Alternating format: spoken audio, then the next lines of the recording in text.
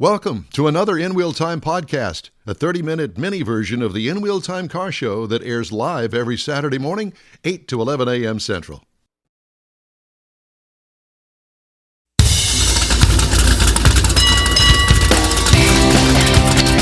Thanks for joining us on the In Wheel Time Car Talk Show. Ahead, Zach Doell, U.S. News Best Cars for Teens Award. I love that. I'm chomping at the bit to find out. Later, Jeff has this week's Motor Minute, and I'll have this week's stories making automotive news headlines. Howdy, along with Mike out of this world Mars. We always need more Jeff Zekin. IT genius David Ainsley is at home in bed, sleeping. I'm Don Armstrong. I, too, am sleeping. We thank you for joining us on our live broadcast here in the last half hour of our show. And if you're catching us on a podcast, thank you very much. Our live show streams Saturdays 8 to 11. And the podcast's a new one goes up every day. So take your pick. Enjoy. You bet. And speaking of enjoying, let's enjoy Zach Doell, U.S. News and World Report. Zach, good morning. Hey, good morning. You guys hear me okay? We can hear you great, and thanks so much for joining us today. Are you over there on the right coast? I am. Yes, I'm a Virginia guy. A Virginia guy. Well, that's good. When Mars told me that we were going to have you on for the Best Cars for Teens Award, I thought, yeah. I have to tell you that for my daughter's 16th birthday, I bought her a 2007 Ford Focus, two-door, crank windows, 5-speed automatic transmission, cloth interior. It was bare bones all the way. That was in 2007 when I bought her that car. She still has that car and is still driving it this day, just outside of Boulder in Golden, Colorado, Denver area, and it now has 185,000 miles on it. That's incredible. It is. And so those kind of cars, I assume, still exist. Yeah, they do. Absolutely. We tried to highlight vehicles that are going to be reliable, safe, and a good affordable, value. Hopefully. Yeah. Affordable, good value. Yeah. So clearly you got the value part on that one. I definitely did. I don't remember how much I paid for it. It was a repo. It had 1,200 miles on it. And they somehow trailered this thing down to a Ford dealership here in town, and I spotted it, and I'm going, I'll go over there and make them an offer. And they said, we'll take it. And it has been a great car for her. As a matter of fact, she's about ready finally to buy herself a new car. And I said, so what are you going to do with the Focus? And she says, well, Dad, I'm going to keep it. I can't get rid of it. It's not worth anything. I think the most that she could ever get out of it is $1,000. Yeah. It's more. Every fender and every door panel, everything has been dented, and it's probably got more Bondo than the original car weighs on it. But it doesn't make any difference. It's still painted black. Her car. And it still runs and works just fine. So, at any rate, let's get going. Where do you want to start? We can just start with the best SUV for teens in the 20 to 25,000 category. If you're watching this live, it's right behind me, the Kia Soul. Yep. I think if you have one takeaway from this is the car that should be. It's very reliable. It starts at $20,000. It's got a ton of safety features. That was a big criteria in our scoring. It's got to have forward collision warning, automatic emergency braking, lane departure warning, and lane keep assist. Oh, wow. So this comes with it as standard. It does well in crash testing. Kia Soul, it's a really great value. Zach, I have to tell you, when I drove the car, I've driven several of them since they were brand new, and every time that they update them, they send me one. I love that car. It rides great. It handles great. It's powered just right. There's so many good things going for that car. I endorse that. And it's got room. And it's got room in it, yeah. More room than it looks like it would have. A party bus. Yeah. But, it's got room. Yeah. So a great car for teens. I agree. And we've got a little bit of a twofer here. The Hyundai Elantra in the $20,000 to $25,000 category. Okay. And the Hyundai Elantra Hybrid in our $25,000 to $30,000 category. They're both great vehicles. Go with the hybrid if you want the fuel economy, but very premium for how the vehicle's priced. Like you said, ride's nice, and a lot of standard safety features. They perform very well in crash testing, and the Elantra Hybrid in particular, it comes standard with Hyundai Link, Blue Link, which is Hyundai's telematics system. Yep. It's set like curfews for additional drivers. Well, that ought to tick them off pretty good. Right, yeah. But, you can at least know they're not staying out too late. They're not driving too far from home. They're not speeding. You can set a speed alert. So a lot of the other vehicles on this list have similar technologies, but that's just Blue Link is what it's called for Hyundais. Sounds good. Next. Yeah, so we got the Hyundai Tucson and the Hyundai Tucson Hybrid. Another, a lot of Hyundais on this list. Tucson's a great car.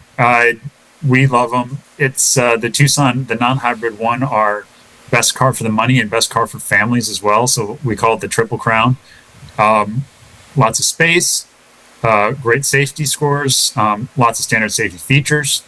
It's a really great option if you're looking for a vehicle in that segment, the compact SUV. Yeah, I tend to agree with all these so far. What else? Yeah. So we got the Subaru Legacy and the Subaru Outback. Really? That surprises me. Oh, really? It surprises me because I always think of the Subarus that they're priced a little bit more expensively than, say, for instance, the Kias and the Hyundais. I would agree with that. Yeah. Yeah, so they are a little bit, but you get so many safety features as standard. So it kind of works itself out. You also get standard all-wheel drive. Live in the snow belt. I know you guys don't really have to worry about that, but the all-wheel drive traction in the winter is really, really great. We were up in Marquette last August, up in the UP of Michigan, and probably every third car on the road was either the Outback or the other one.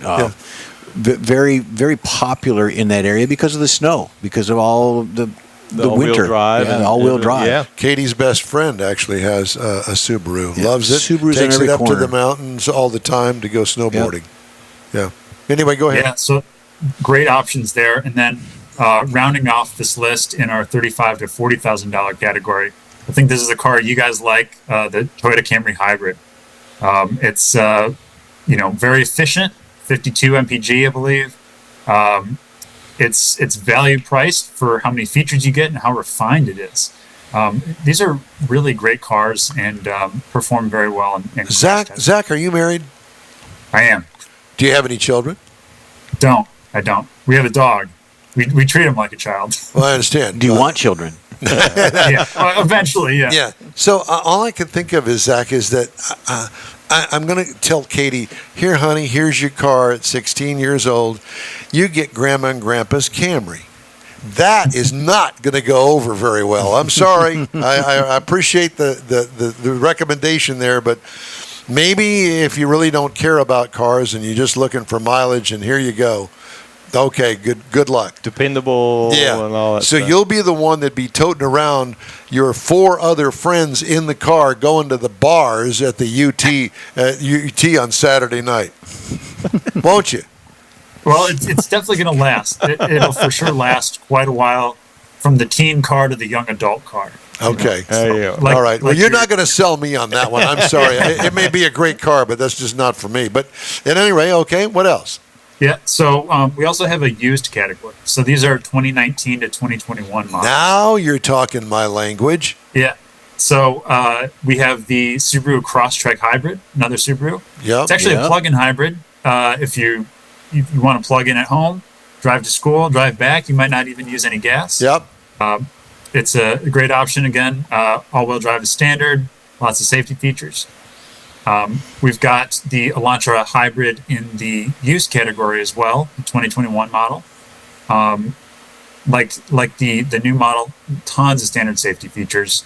You can get the telematics system, do some curfew speed alerts on there, and it's just a great option for a first vehicle. I got it. No, I'm with you.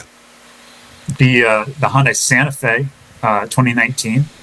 It's a midsize SUV. lots of space. Young people are just as active as anyone else. So camping, brother, camping. You remember your camping, college? soccer. Yeah, you can remember your camping days. Yeah, exactly. Yeah, absolutely. Well, maybe I don't know about you, but you might not be able to remember your camping days if you were me. I know. Yeah. There's a couple hazy ones for sure. Yeah, that's it. Yes, purple haze. Yeah. So that's in our midsize SUV category, and then rounding out the used vehicles, we've got the 2020 Sonata Hybrid and the 2021 Nissan Maxima. So larger cars that are very value oriented, lots of safety features, great crash testing. So you can feel good about putting your young teen driver in these cars as a first vehicle, and they should be just fine. I agree, and we have a used car dealership that we work with, Emmons Brothers Motors, and they have cars like that, extra clean, and depending how low you want to go, especially the used cars, obviously, depending on mileage, and they buy a range of cars. If you want low mileage, okay, we got plenty on the lot. Low mileage, and they also have got some medium mileage cars as well. And obviously, there's a little bit more value in those. None of them have been wrecked or anything like that. They have a history.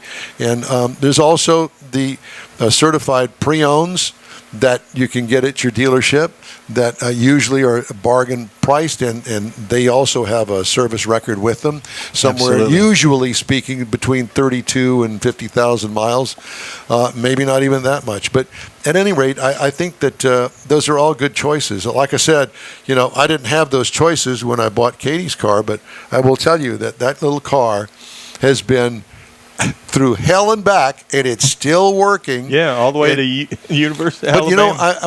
Yeah, that's right. Well, actually, it started off at Embry-Riddle in Daytona Beach, and then went to the University of Alabama, and now she's in Denver suburbs. But I'll tell you that one of the things that I think that you'll agree with, and you will too, Jeff, and you too. I don't want to leave you out, but if you teach them to take care of their car, there's a problem, get it fixed. Change the oil on a regular basis, and keep up with your car maintenance. That car will last you a lifetime. Just take care of it.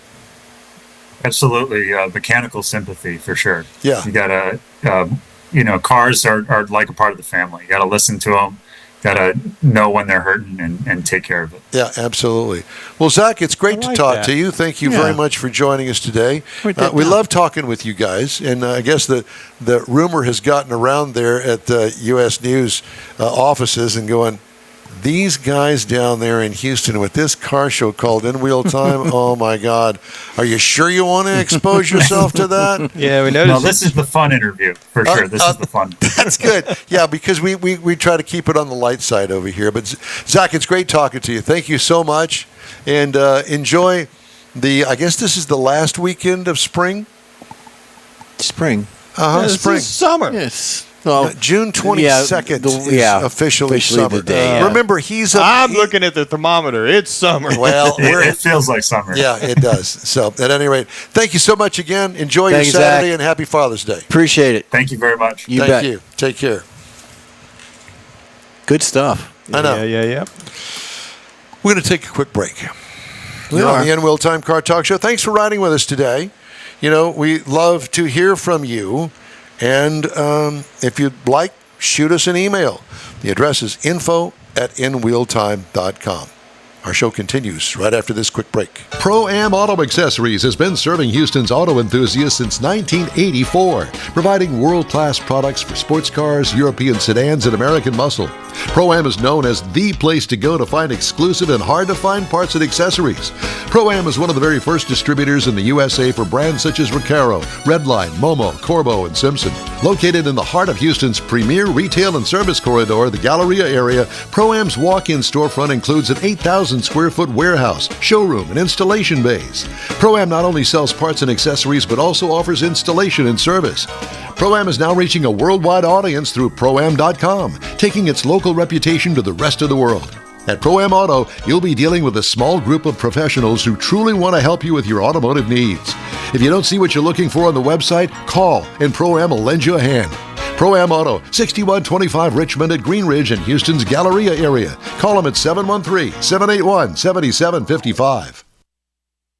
Want to feel good about something special you did for someone special? In Wheel Time and the original Lupi Tortilla group of Tex-Mex restaurants have joined together to help a very worthy cause, God's Garage, a Christian-based 501c3 charity. We know there are lots of places and organizations out there where you can donate a car, truck, or SUV, but we're asking you, our car enthusiast family, to consider donating to God's Garage. Visit godsgarage.org and learn about its mission, the women that have been helped, how each one is screened, and about their Restore You program. A car donation is an easy way to make a difference in the lives of others. God's Garage needs good operating vehicles, but will take all types in working and non-working condition. Make your heart and soul feel good by donating your gently used vehicle and help support single mothers, widows, and wives of deployed military at godsgarage.org. Hey, thanks for joining us again today on the In-Wheel Time Car Talk Show as we're getting ready to wrap up this week's show. Hey, but before we do quick. that, yeah, It did. Yeah, despite Mr. Mars and his little joke that he played on Just this morning, kidding. it's okay. Listen, I'm like the elephant that doesn't forget. Oh. Elephants leave big messes, too. Yes, they do.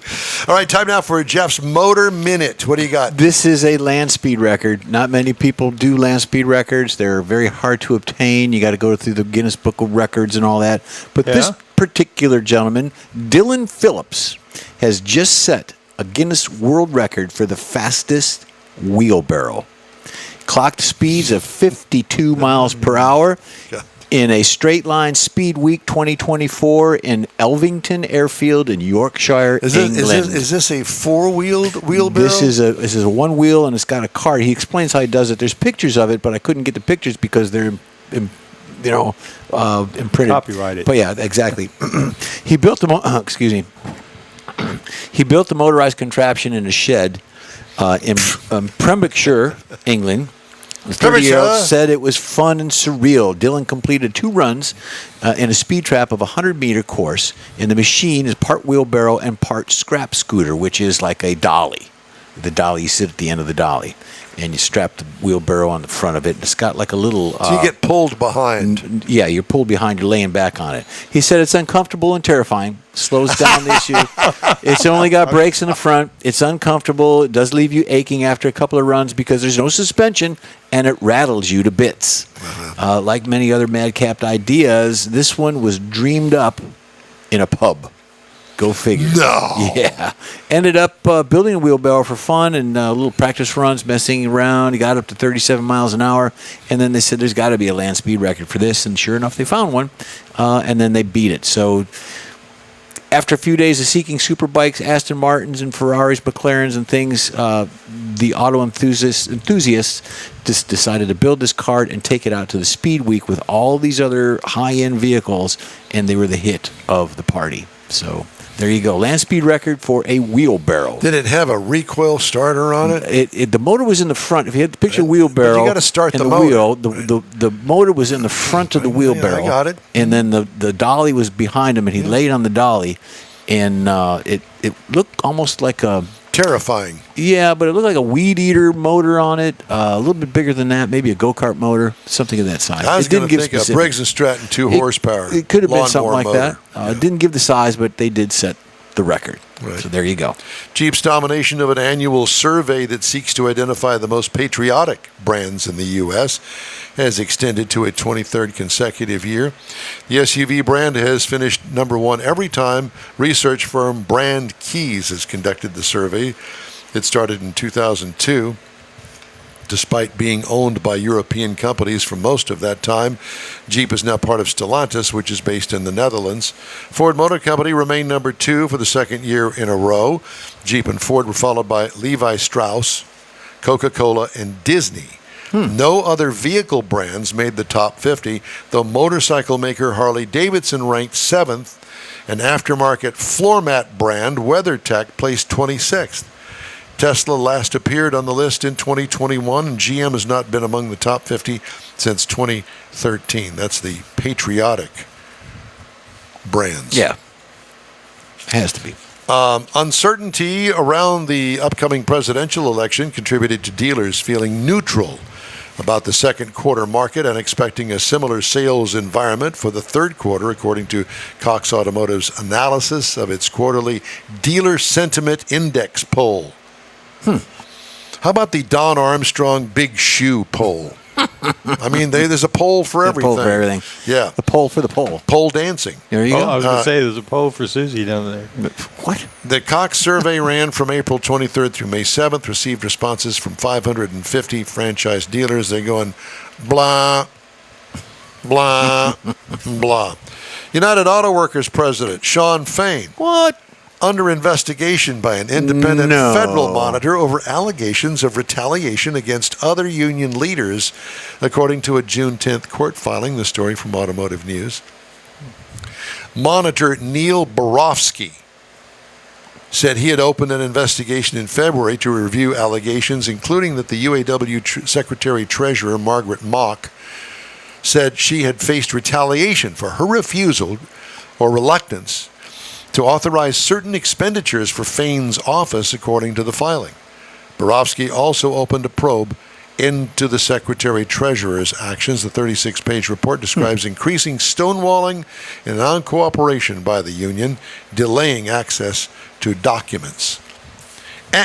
Well, they shut down that Canadian factory because of the strike. So So, you know, they got people out for them, so there you go. there you go. And there's always been corruption within the UAW for decades. Really? and- What? Yeah, no. Surely Nearly four- just. Don't call me sure. Nearly 4 in 10 owners of electric vehicles in the U.S.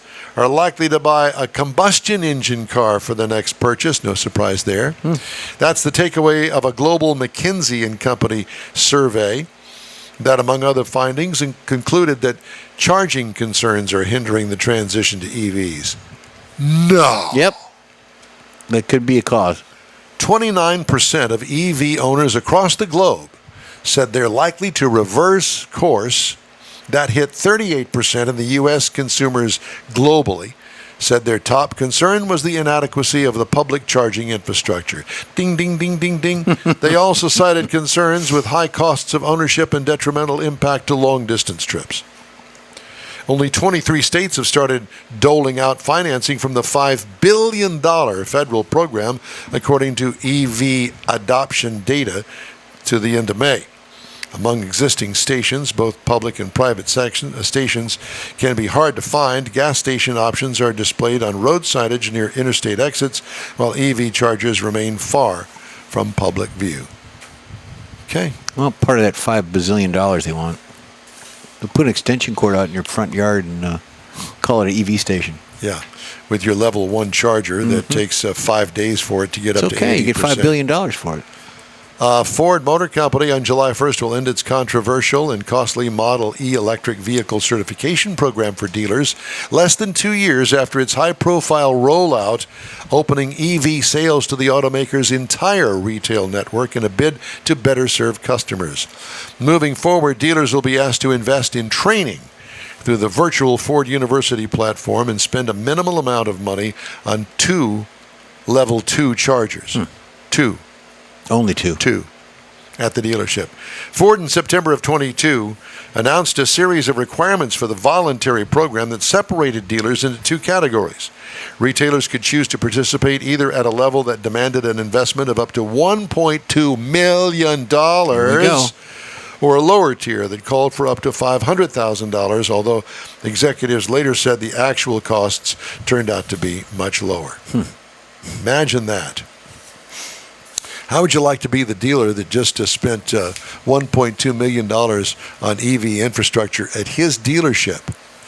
And now everybody's in. Yeah. Tesla, Elon Musk, shareholders voted strongly in favor of his $56 billion pay package and a proposal to shift the automaker's legal residence to Texas from Delaware. The company announced the results at its June 13th shareholders meeting, but didn't reveal the breakdowns. Texas Governor Greg Abbott, on his X account, congratulated Musk, quote, on getting the pay you were promised and on your new incorporation in Texas, end quote. We're loving it. Musk replied, Yeah. thank you. Thank you. Ding, ding, ding. A lot of people moving to Texas. Well, I'm glad to report that the In-Wheel Time Car Talk Show has completed fairly successfully round the state of Texas remote broadcast spring episodes. The spring tour. Yeah, the spring tour. Spring tour. That's good. Because last week kind of put an end to the touring business for the summer. Well, summer is the key word because the heat. Yeah, the heat. A lot of people like that one event we were talking about down in Friends where they've shifted them to the evening, trying to still make it doable in the heat. I think that now, this summer, if you're looking for car events, I would pay attention to our car cruising calendar that we do each weekend because those are nice. Mm-hmm. They're either usually a Saturday morning, a Sunday morning, sometimes a Saturday night, and somewhere local around you, or at least in the city. And this week there's a lot going on, well, not only for Father's Day, but I kind of want to spread it out so that you've got some evening things because of the weather. Yeah. Not only that, but our show is on at certain times, a particular time, where even if you make that announcement, it's either ending or close to being over with. So we got to get them on the evening as well. I agree. Time now for a quick break. We're going to wrap up today's show right after this. Everyone at the Tailpipes and Tacos Cruise In at the Lupe Tortilla Tex-Mex in Katy, thank you for participating in the best cruise in around and look forward to seeing you again. You'll hear about the next cruise in date right here on In Wheel Time. Next time you're in the West Houston Energy Corridor area, be sure and stop in at the original Lupe Tortilla Tex-Mex at I-10 and Highway 6 or the Katy location on the Grand Parkway at Kingsland Boulevard. When passing through Beaumont or College Station, stop in and have Lupe's award-winning beef fajitas and frozen margaritas. There's always a celebration at Lupe Tortilla. Lupe Tortilla founder Stan Holt and his wife Sheila are winning racers on the NHRA drag racing circuit and have a collection of hot rods and classics that everyone appreciates. Look for them at the next Tailpipes and Tacos Cruise In. The date will be announced soon and will once again be held at the Lupe Tortilla Tex-Mex on 99 and Kingsland Boulevard, just south of I-10 and Katy. We'll give you all the details right here on the In Wheel Time Car Talk Show and online. Donations benefit God's Garage. We'll see you then. You own a car you love. Well, why not let Gulf Coast Auto Shield protect it? Houstonian John Gray invites you to his state-of-the-art facility to introduce you to his specialist team of auto enthusiasts. We promise you'll be impressed. Whether you're looking to massage your original paint to a like-new appearance, apply a ceramic coating, install a paint protection film, nano-ceramic window tint, or new windshield protection called ExoShield, Gulf Coast Auto Shield is where Houston's car people go. Curbed your wheels? Instead of buying new, why not have them repaired? How about a professionally installed radar detector? Gulf Coast Auto Shield does that too. Get a peek inside the shop and look at the services offered by getting online and heading to gcautoshield.com. Better yet, stop by their facility at 11275 South Sam Houston Tollway, just south of the Southwest Freeway, and get a personal tour. Gulf Coast Auto Shield is your place to go for all things exterior. Call them today, 832-930-5655 or gcautoshield.com. Well, that's it for this week's In Wheel Time Car Talk Show. Be sure and check out our website, inwheeltime.com. Follow us on Facebook. Give us a like. Tell your car friends about us and share our stuff if you would. We'll keep you connected to the automotive world all week long. Hey, when you're looking for award-winning car talk, you can find it on the In Wheel Time Car Talk Show 24/7 on the iHeartRadio app. Daily 30-minute podcasts are available from your favorite provider. We post a new episode every day, and don't forget, we live stream this show on Facebook, YouTube, and InWheelTime.com every Saturday, 8 to 11 a.m. Central Time. The In-Wheel Time Sales and Video Technical Director is we always need more Jeff Zekin. The booking agent, video editor, and people finder, Mr. Mike Out of This World Mars. And our chief engineer, David Ainsley. I'm Don Armstrong. Glad you could join us. We hope you'll join us again next week here on the In Wheel Time Car Talk Show, Saturday, June 22nd from 8 to 11 a.m. on all of our In Wheel Time Car Talk outlets. Have a great weekend, and we'll see you then. Happy Father's Day. Yeah, buddy.